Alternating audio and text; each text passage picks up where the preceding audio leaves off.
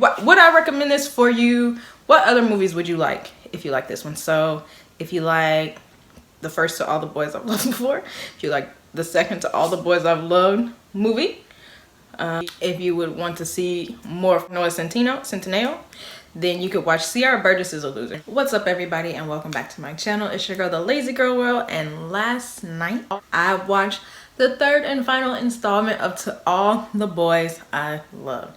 So this one was To All the Boys I've Loved, Always and Forever. We have Lana Condor coming back as Lara Jean. We have Noah Centineo, I think that's how you say his name, coming back as Peter Kavinsky. Is it Peter Kavinsky? Kavinsky? I don't know. Who knows? Who really knows? Either way, super cute couple coming back for a third time. So last time, I don't know if I told y'all my thoughts on the last one, but I was mad at Lara Jean. She was trash. She kissed some boy, disrespected Peter, okay? Disrespected him.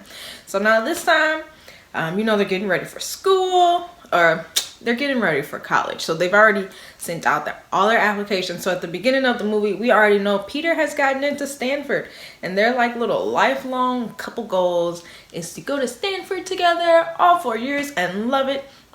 And then I guess, I don't know, get married, have kids. I don't really know. That's what Lara Jean sees. We go to Stanford, yeah. We get married, we have a baby, we get a house, we paint the room together. Love it. Okay, so she's, you know, she went to Seoul, Korea, living her best life with her family. She comes back, she still don't know if she got into Stanford, but they're like, it's all good, it's okay, you know, we'll just go to school, party it up, learn, and then we'll wait. And, you know, Peter's like, did you get in, did you get in, did you get in? And she's like, nah, not yet, not yet, not yet. Come to find out, she gets denied. They rejected her. They said, girl, no. So she actually tells Peter like, yo, I got into Stanford. And then she has to break it to him like, nah, I didn't get into Stanford. What I texted you was what I meant to text my sister. And so then when she tells him, he's like, oh man, well, that's okay. You know, she got into UC Berkeley. So she's like, oh, it's only an hour away. We could commute for that hour, and then, you know, you could transfer after a year. And she's just like, yeah, I could transfer after a year. It almost felt like, whose idea was this for y'all to go to Stanford together? Was it both of yours? Was it his? And then you're gonna go to Berkeley. You already fallen in love with Berkeley. You're like, yeah, Berkeley. And then you're like, oh, I'll pick up my life and transfer for you. Like, let's not transfer for a man, okay? Transfer because you want to, but not for him. But you know, she agrees to transfer with him, like for him. Then they ended up going to a school trip to New York.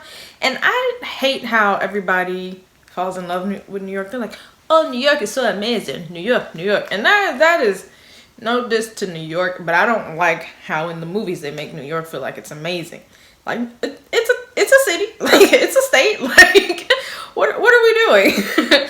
So she goes to New York, and then she's like, oh, I've fallen in love with New York, with NYU. Because apparently, I didn't know, but NYU was like, the city is their campus, because I guess it's just in the middle of the freaking street. I don't know.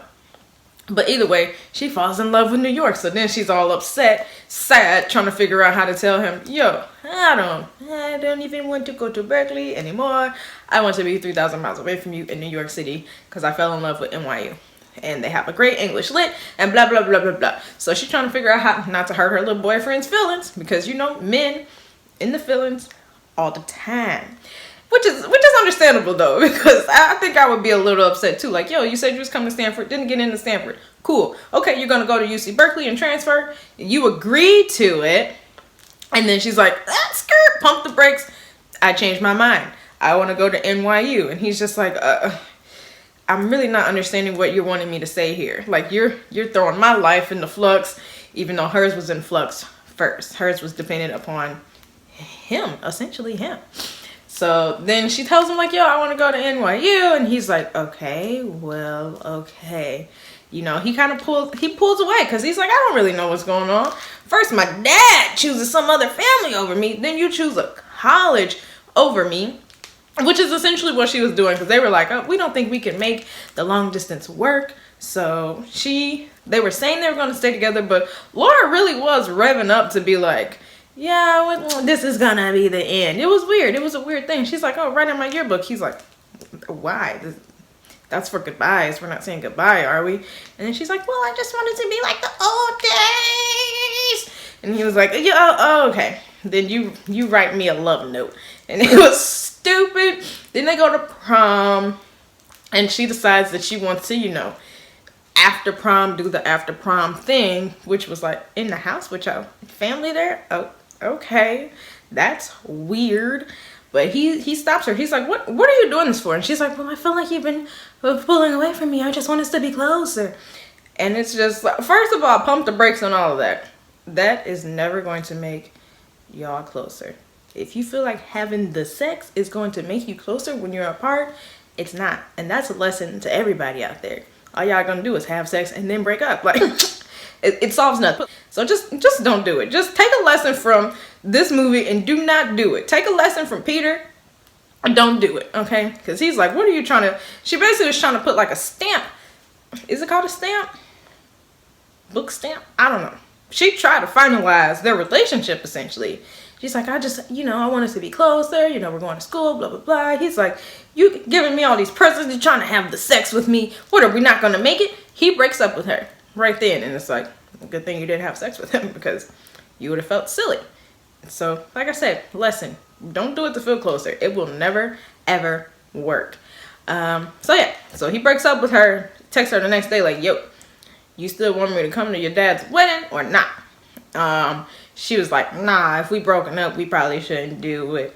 You know, the whole time, you know, her little sister's just meddling and everything. She's like, I actually didn't tell you got into NYU because I didn't think you guys would survive the distance. You know, her sister's been all up and through the relationships, all these movies. She's like my favorite character. It's amazing. It's amazing. And then she gets mad at her sister. But it's like, I mean, I don't know. The way they reacted to the NYU thing, it was like, maybe she was right by not telling you. Y'all didn't handle it well. So, the wedding comes. Her dad's wedding comes. It's amazing. It's all cute. I love the actress that plays her. I forget her name, but she's beautiful. So, you know, at the end of the wedding, though, they're all sad. And she's still sad because she's like, oh, no, I don't have no boyfriend no more. I'm so sad because Peter is not with me. But her sister's like, there's something in the tent, you should go get it. And she's like, you can wait till tomorrow. And she's like, you should go get it right now, yeah.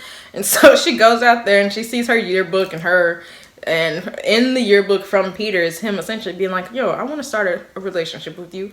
This is a new contract, you know, hailing back to the first movie. This is a new contract. If you agree to it, then just sign it. So she signs it and they love each other forever. Well, really, they don't love each other forever. But, you know, they start their relationship over or back again. They renew it. Don't know. And then she goes to NYU. He goes to Stanford. And there's like the little voiceover monologue situation. Like, I don't know why I assumed we wouldn't be able to stay together forever. You know, we've made being in a fake relationship work. We've made me cheating on him work. We can make some distance work. And so, you know, that's how the movie ends. And then they show us all of the things they've gone through together. Her, you know, jumping his bones on the track and all that good stuff. So, it was a great movie. I love all of them. It's my one time that I'll cry in a movie. I was like, oh no, they're gonna break up forever. And I was, this was his time to be a trash person. I mean, he was a little trash in the first one. We just didn't know that he was being trash until the second one. But then she was also being trash. I mean, it's like she cheated on him. But then he came back with the insecurities and was trash. To all the boys I've loved, thank you, Netflix. I don't really know what's going on. I feel like I'm doing an acceptance speech now.